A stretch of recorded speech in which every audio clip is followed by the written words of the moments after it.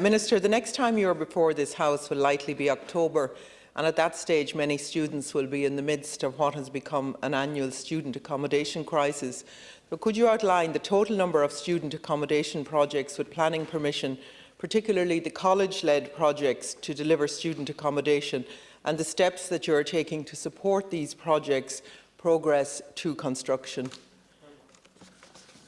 Thank you very much, Leslie and thank you to Deputy Conway-Walsh for what is an important question on a very important issue. We all know at the outset as a country we need to dramatically increase the supply of all types of housing, of all types of accommodation, and obviously that has a direct impact on students, and that's why when the government launched Housing for All, led by my colleague, the Minister for Housing, Local Government and Heritage, we set out a series of actions which will be delivered to address the housing crisis. This plan is backed by the largest housing budget in the history of our state to transform our housing system, funding in excess of €20 billion. Since becoming Minister, both I and my department officials have been engaged intensively with both the Minister and the Department of Housing, the wider higher education sector and stakeholders on student accommodation issues within the context of overall housing policy. In a welcome development, my engagement with the sector does indicate to me that hundreds of additional bed spaces are to be made available by institutions for the start of the forthcoming academic year. We believe that figure to be around 600. In addition, a major development of 674 additional bed spaces underway at NUI Galway is expected to be delivered later in the academic year. So whilst fully accepting the challenges that exist, of that there is no doubt, we will be starting this college year with more student accommodation, college-owned student accommodation than we did last year, and then with the additional 674 coming on board from NUI Galway later in the academic year. But we need to do a lot more than that, as your question gets to the heart of it. Looking to the medium term and based on the most recent data available to my department, there are now over 40 separate purpose-built student accommodation projects that have been granted planning permission. Between them, they're capable of delivering in the region of 10,500 bed spaces. 3 of these projects relate to plans by higher education institutions. They are University College Dublin, which has planning permission for 1,254 bed spaces. Dublin City University has permission for 1,234 bed spaces, and Maynooth University has permission for 117 bed spaces. But what we need to basically do now is make sure, and I've discussed this with you before, that there's a model in place that enables those developments for go to be pressed on those developments. And I'll have a chance to come back in very shortly, but I will be updating the Cabinet Committee on Housing next week on this matter. Okay, thank you, Minister. As you've outlined, many universities have student accommodation projects at various stages of planning and development, and many of these are shovel-ready.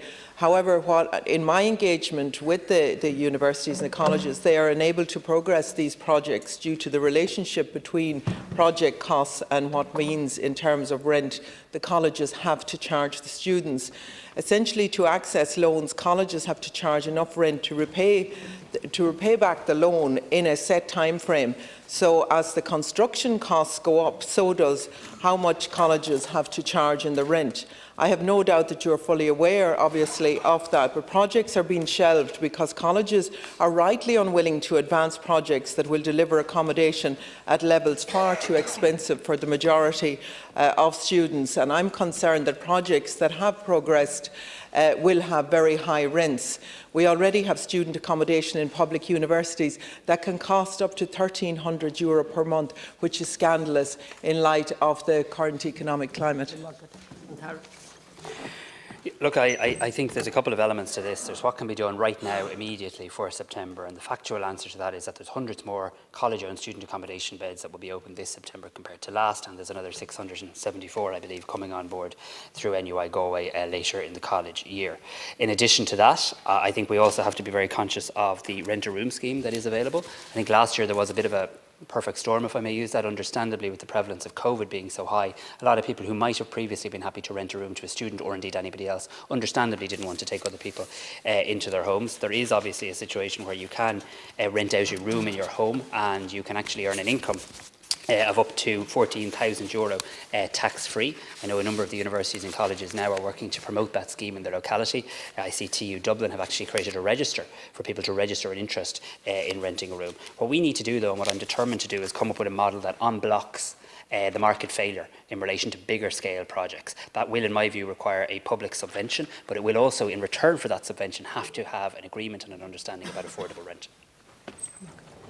Absolutely, and that's in the conversations that I've had with the colleges and universities as well. There will have to be conditions in terms of affordability of accommodation. I do think that that can be done, but affordable accommodation is the biggest barrier to third level education today, and this is especially true of students from rural areas.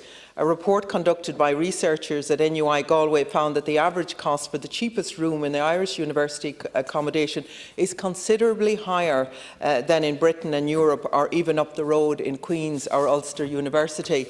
And the government estimated in their 2017 student accommodation strategy that for every 4 students housed student accommodation or in digs will free up an additional housing unit in the private sector.